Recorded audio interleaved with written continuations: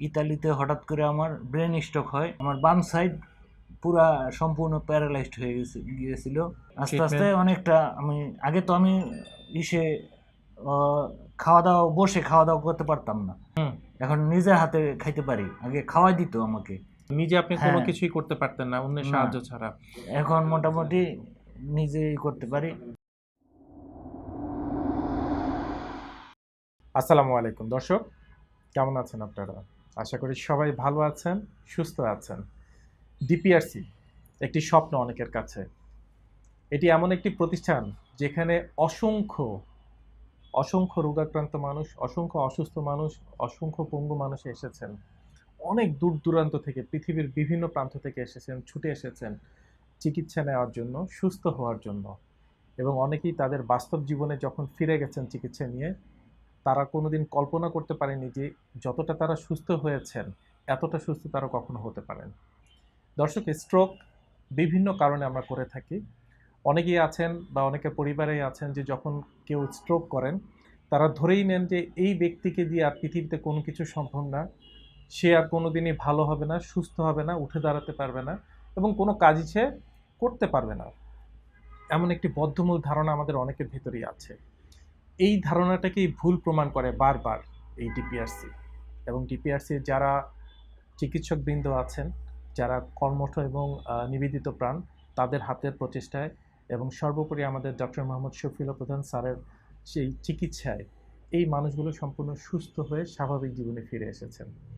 আমার পাশে যে ভদ্রলোককে দেখতে পাচ্ছেন, দীর্ঘদিন প্রায় ৩ বছর আগে উনি স্ট্রোক করেছিলেন। উনি একজন প্রবাসী, ইটালি প্রবাসী, এবং স্ট্রোক করার পরে চিকিৎসা করেননি এমন কোনো কিছু নেই। বাট একটা সময় স্যারের যে ভিডিওগুলো আছে সেগুলো দেখার পর ওনার ভিতরে একটা বদ্ধমূল ধারণা হয়, আমি ওখানে গেলে সুস্থ হব। এবং তারই ধারাবাহিকতায় সরাসরি ইটালি থেকে উনি আমাদের কাছে চলে আসেন। আসুন দর্শক, আজকের এই পেশেন্টের সাথে আমরা পরিচিত হই, কথা বলি এবং জানার চেষ্টা করি কি হয়েছিল ওনার জীবনে। আসসালামু আলাইকুম। ওয়ালাইকুম আসসালাম। কেমন আছেন দাদা আজকে? ভালো আছি, আপনি ভালো আছেন? আমিও খুব ভালো আছি, আপনাকে দেখার পর আরও এখন ভালো আছি। আমরা আপনার পুরো ট্রিটমেন্টের হিস্ট্রিটা একটু শুনবো প্রথম থেকে, যে আপনি আর বাংলাদেশে কোথায় আপনার বাড়ি, আপনার নাম পরিচয় সেটা আগে একটু আমরা জানি। আমার নাম সঞ্জয় কুমার দাস। আমার দেশের বাড়ি মুন্সিগঞ্জ জেলা, বিক্রমপুর, শ্রীনগর। আচ্ছা। আমি ইতালিতে থাকতাম। ইতালিতে হঠাৎ করে আমার ব্রেন স্ট্রোক হয়। কত সালের ঘটনা এটা? এটা আজ থেকে প্রায় 3 বছর আগে। 3 বছর আগে? হ্যাঁ। আচ্ছা, তখন কি কর্মস্থলে ছিলেন না বাসায় ছিলেন? তখন কর্মস্থলে ছিলাম। আচ্ছা, স্ট্রোক করার পরে কি হয়েছিল? এক পাশ পুরো প্যারালাইজড হয়ে যায়? আমার বাম সাইড পুরা সম্পূর্ণ প্যারালাইজড হয়ে গিয়েছিল। এবং আমরা জানি তাৎক্ষণিকভাবে আপনি হসপিটালে চলে যান এই ট্রিটমেন্টের জন্য। তখন আমাকে অ্যাম্বুলেন্স খবর দিয়া আমার রুমমেট ওরা ওই দেশের ইতালির হাসপাতালে পাঠায়। তো ওই হাসপাতালে প্রায় আমি 27 মাস ছিলাম।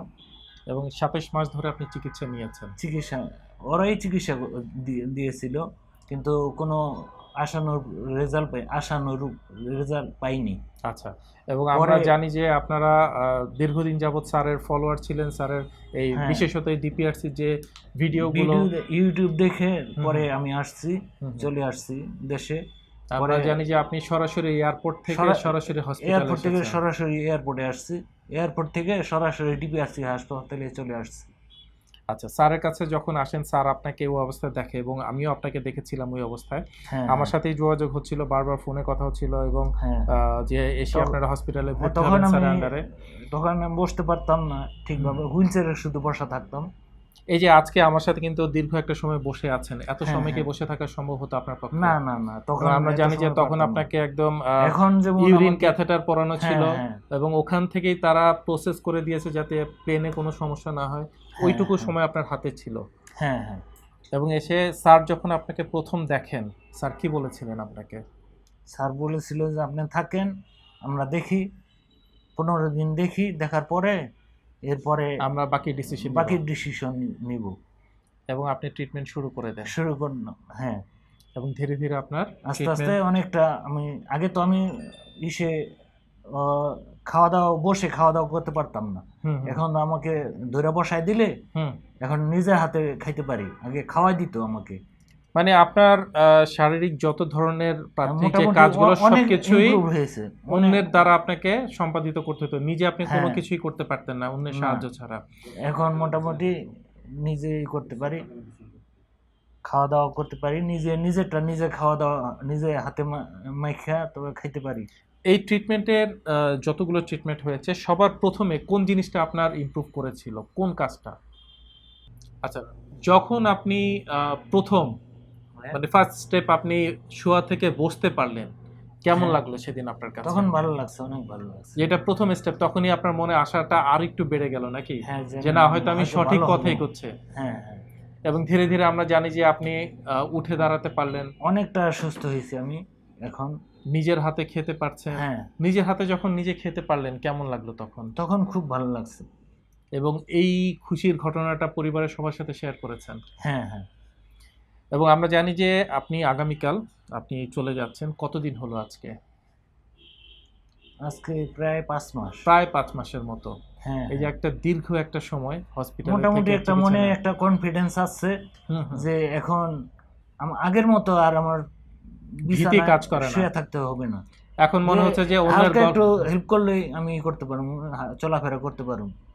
এবং ওইটুকু বিশ্বাস এসেছে হ্যাঁ, একটা সময় হয়তো এই জন্য, হ্যাঁ। অন্যের সাহায্য ছাড়াই আপনি সব কাজই করতে পারবেন। হ্যাঁ, হ্যাঁ। আমাদের দেশে এবং দেশের বাইরে এরকম অসংখ্য মানুষ আছেন যারা হ্যাঁ। শুধু জানে না হ্যাঁ, কোথায় গেলে আমি একটা ভালো চিকিৎসা পাবো। হ্যাঁ, হ্যাঁ, আমরা এই পাশ থেকে ওই পাশে ঘুরে বেড়াই, এই দেশ থেকে ওই দেশে ঘুরে বেড়াই, এই হসপিটাল থেকে ওই হসপিটালে ঘুরে বেড়াই, এই ডাক্তার টু ওই হ্যাঁ, ডাক্তার হ্যাঁ। ঘুরে বেড়াই শুধু চিকিৎসার জন্য। হ্যাঁ, অর্থের অপচয় হয় বা হ্যাঁ। সঠিক চিকিৎসা পায় না। সেই ভাইদের জন্য কিছু বলবেন আপনি আপনার জীবন থেকে? আমি মনে করি কারো যদি এরকম প্যারালাইসিস হয়, আপনারা ডিপিআরসি হাসপাতালে এসে দেখতে পারেন, ট্রাই করে দেখতে পারেন। এদের ব্যবহারও ভালো, এদের চিকিৎসাও ভালো।